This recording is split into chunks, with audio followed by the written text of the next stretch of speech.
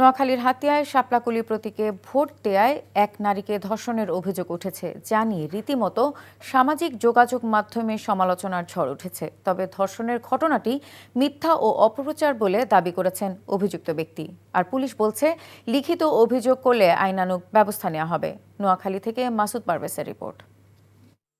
নির্বাচনে ভিন্ন প্রতীকে ভোট দেয়ায় ধর্ষণের ঘটনায় আলোচনায় নোয়াখালীর হাতিয়া। গেল 12 ফেব্রুয়ারি শাপলাকলিতে ভোট দেন উপজেলার এক নারী। ভোটের পরের দিন ওই নারীকে ঘরে আটকে মারধর, তারপর ধর্ষণ করা হয়েছে বলে অভিযোগ করেন ভুক্তভোগী ওই নারী। ভুক্তভোগী নারী ও তার স্বজনরা জানায়, নির্বাচনের দিন গভীর রাতে একদল লোক তার ঘরে ঢুকে শাপলাকলিতে কেন ভোট দিয়েছে বলে মারধর এবং শারীরিকভাবে লাঞ্ছিত করেন। শাপলাকলি ভোট দিছ কেন?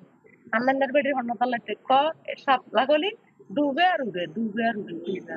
পরে ওই ভুক্তভোগীকে চিকিৎসার জন্য হাসপাতালে ভর্তি করা হয়। এই ঘটনা জানাজানি হলে হাতিয়ার নবনির্বাচিত সংসদ সদস্য আব্দুল হান্নান মাসুদ ও নোয়াখালী জেলা জামায়াতের আমির ইসাক খন্দকার হাসপাতালে ছুটে যান এবং ভুক্তভোগীর খোঁজ খবর নেন। উনি প্রথমে এসে আমাকে জাস্ট আঘাতজনিত সমস্যার কথাই বলেছিলেন। পরবর্তীতে উনি আমাকে আবার বলেছিলেন উনি ধর্ষণ হয়েছেন।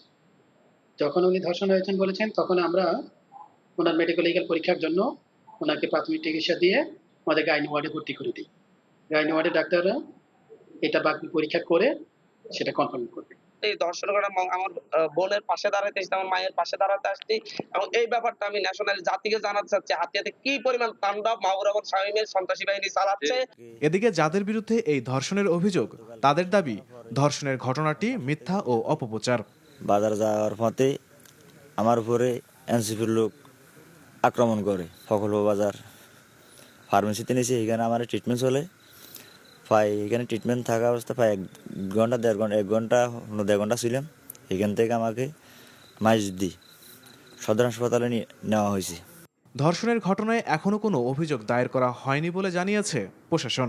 আমাদের কাছে লিখিতভাবে কোনো অভিযোগ করেনি বা ফোনেও কেউ জানায়নি, কিন্তু আমরা সোশ্যাল মিডিয়া বা আপনাদের কাছ থেকে জেনে বিষয়টা আমরা